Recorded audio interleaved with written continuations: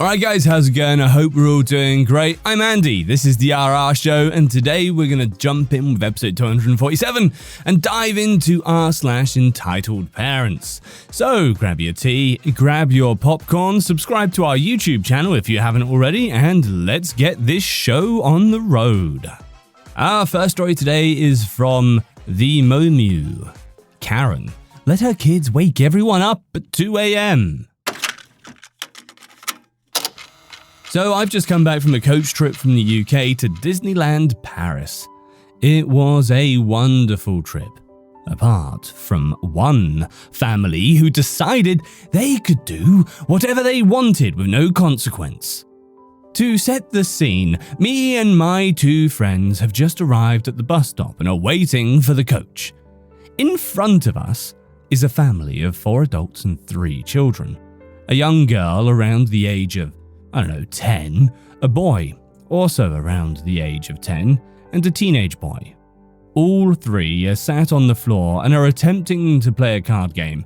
However, the girl is screaming at the top of her lungs, telling the other kids how to play the game. The adults tried to intervene once, got sworn at by the child, and then gave up. Me and my friends exchanged glances before resorting to sending each other memes, silently voicing our discontent. Luckily, we're seated at the front of the coach and the family were at the back. We could still hear the girl yelling all the way, but we let it slide because, hey, we're going to Disneyland and they're probably just excited. We went on to have a wonderful couple of days in Disneyland, completely forgetting that this family even existed. Until it was time to come home. You see, dear reader, we are broke. So we booked a coach that left Disney at 8 p.m, arrived back in London at 4:30 a.m. It's a given that you'd want to sleep on the coach. Well, as we waited for our coach to come and collect us, there we were, reminded of that child's piercing screams and shrieks as she ran around the car park and in front of cars, whilst the adults, once again, did nothing. My friends and I exchanged worried glances, but it was only the beginning. Once on the coach, people started pulling out neck pillows and blankets, ready to attempt to sleep. But no, not that family. They talked loudly about their trip and complained that the coach driver hadn't put the radio on for us. People were already grumbling, but the family paid them no mind. When we reached Calais, it got worse. The driver asked for a volunteer to collect everyone's passports and bring them to the front. One of the adults, the girl's mother, volunteered and had to sit at the front with the driver whilst sorting the passports. Well, the child decided that was an invitation to run up and down the aisles between her parents before loudly demanding that her mother sing happy birthday in Welsh. This was at midnight. After border control had checked our passports, the mother decided to hand some of them to her child. But that wasn't good enough for the little girl who kept screaming at her mother to give her more. Apparently, no was not a word she could understand, and she simply kept screaming.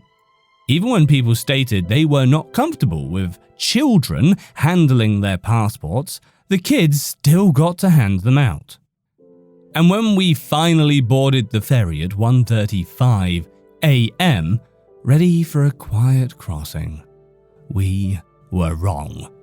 Initially, my friends and I had sat in an area with a kids' play area.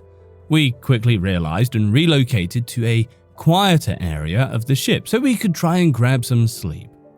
People around us were sprawled out on benches with blankets over their heads, and mothers had sleeping children in their laps. We found a quiet corner and started to doze off. Then we heard it, that same piercing shrieking, all from that girl. They were running up and down the length of the ship, shouting and shrieking as they went. People were being startled awake every single time they went by. Other children were beginning to cry because they were tired. The teenage boy was literally winding up the younger two, making them shout even more. The adults of the group were absolutely nowhere to be seen. Eventually, I snapped. After a particularly piercing shriek, I yelled, "Quiet, please! It's 2 o'clock in the morning and people are trying to sleep!" Several other murmurs of agreement surrounded me. They went silent, looked at me, and ran off. I knew what was coming. We all knew. In marched the adults. Not the mother, just another one of the adults. "What did you say to the kids?" she demanded, loudly of course. I said, "Quiet, please. There are people trying to sleep." I gestured to the people groggily emerging from their blankets to see what the commotion was. "If you've got a problem, speak to an adult. Don't shout at kids." "Well, where were you?" "Down there," she points. They were at the opposite end of the ship. "So why weren't you with them?" "They're hyper kids. Kids are gonna be hyper." Again, it's 2 o'clock in the morning and people are trying to sleep. "You should have come to talk to us." "How was I supposed to know who you were or where you'd be?" "Oh, whatever, just don't shout at the kids again." And then they left. Was it the end? Oh, no. They continued their shrieking and running. When we attempted to find the adult, as they had requested, they had moved and were nowhere to be found again. The girl also tried to stare me out a couple of times. I think she was trying to intimidate me, which is laughable. Eventually, the ferry trip came to an end and I waited until the last possible second to get back onto the coach so that they wouldn't have to walk past me. I was thanked several times by fellow ferry passengers in both French and English for my attempts to shut those kids the hell up. I do wonder how much of a problem it would have been if I woke their kids up at 2 a.m. Our next story is from Carrera Grimpore. Mother emotionally and intellectually Mother emotionally and intellectually manipulates son for years. Turns psychotic when she realizes that her throwing the kid out after an argument dooms the entire rest of the family. For context, hi, I'm Krur, or as of late, Delta Kruger, need to get that fixed, and I am a 27-year-old lad. I am considered a high-functioning autistic individual, officially disabled by government standards. My mother, for a long time, but especially these past 4 years, has been taking in and managing my checks from the government to keep the household afloat, making use of everything but $100 of it, which often got absorbed in moments of crisis as well, since I didn't spend much. And while doing so was sowing seeds of doubt and fear into my mind about ever learning to live on my own, stating I was very far from ever reaching out. I myself didn't really try to struggle or push my way out, even when I turned 18. She offered to sign me up as a dependent, but I thankfully declined. I decided for the good of the family to keep working with them. That changed about 4 years ago. 4 years ago, my developmentally held back brain decided to say, "Oh, now it's time to teenager." And I suddenly craved independence, looking every which way for a way to flee gracefully. Every time, though, there was some unfortunate situation or action that meant that if I left with my 2 incomes, my mother became my PSW, which that has its own irony later on, the family would fall apart and I'd be dooming all the animals, some of which were never listed on our lease at the time and were hidden every inspection. Now, what happens when you cage a teenager that so desperately wants to be their own thing? Well, they get rebellious.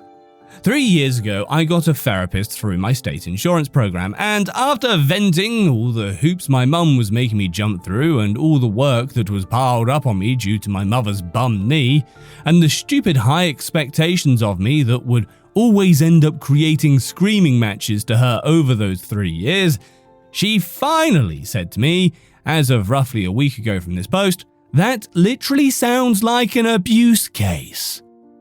I initially dismissed that and said I'll keep it in mind as we ended the call that day, only to then immediately after get chewed out for jumping on a request my mum made earlier in the day as she had requested research for something that would make another lengthy story. But regardless, she basically chewed me out for hounding her in a ill-mental state due to current situation, despite telling me 5 minutes prior to do the research for her. That's when I went back to my room and texted my therapist to start filing the paperwork. One day later, Mum and I get into another spat, this time about the dishes, which were my daily chore. Sure, it was assigned to me, but my drive to do shit for her was just dead by that point, when my effort can be shot down on a whim, even though it was ordered. The argument is hazy in my head for many a reason, but the main one is Mum went feral the moment I snarked like a teen would. She slammed her way into my room, started grabbing shit and hucking it on the lawn, screaming for me to get out, breaking one of my monitors in the process. Dad stepped in and told her that since I was over 18 and on the lease, I was legally given 30 days notice. Which is when she stopped, turned to me and said, "Well, I'm going to make those next 30 days hell for you," and walked to her room. Dad let me get the few things she did get on the lawn back inside at that point, and I sat down at my chair. Then it dawned on me. She played herself. For years, she said that if I went away, she would have to get rid of everything, and I mean everything. It was all propped up by my SSI and the income she got by being my personal support worker. Well, now she had given me and the government valid reason with her behavior alone that even if she rescinded the 30-day notice, that we couldn't keep our home anyways. It was refreshing. In that moment, I felt courage well up in my chest. She couldn't manipulate me anymore. She fell into what she had made of her life and was blind to my connections that I made for years outside the family, constantly slamming them for being liberals. I took that renewed energy to reach out to those friends, those found families, my lovers, and even my grandparents. I looked through my cards and emails and found my disability care workers info and told of the situation and burnt the midnight oil chasing my new life while my mum literally pounded the adjacent wall between my bedroom and her bathroom, screaming like a banshee about not hearing me pack fast enough. To keep this from going on for ages, I'm going to be brief on the next few stages to now. Grandparents saw this explosion brewing for years. Opened arms and let me take my belongings and my bearded dragon pancake in, while mother was away on psychiatric care. With my caseworker's help, I got my SSDI under control. I got guidance on what steps to take next, and they're doing research for intermediary places after grandparents. Me and my boyfriend are looking into joining together and living somewhere in Washington, with my found family chipping in as well. As of today, I'm officially disowned from my family. My mother has not only disowned my grandparents, but also forced Dad to as well. I tried to contact them to drop me off my phone plan so that I can keep my number, and all I got was the statement of disownment and that further contact will lead to a restraining order. I got a special state-related order to have their firearms reclaimed since mother is a psychopath and have my grandparents locking their doors now out of fear. I'm waiting for my case manager to get back to me to have my documents extracted from their residence. And basically, all I've got to do is play the waiting game, watching my parents burn because mum pushed all their connections away. Even my brother, who's stoic as hell, showed he was ready to fly too. So the main thing to take away from this is, learn to value yourself and judge the world of those even closest to you. For you never know if you're just a pay pig to your own mother. Well guys, thanks so much for listening. I hope you enjoyed this show. I can't wait to see you in the next one, so make sure you are following along, and if you've got a second, drop us a review. That would be super helpful. If you're just dying for more, you can also go and check out our YouTube channel. There's unique stories over there that you won't find on our podcast. In the meantime, guys, thanks so much. Peace out, and I'll see you in the next one.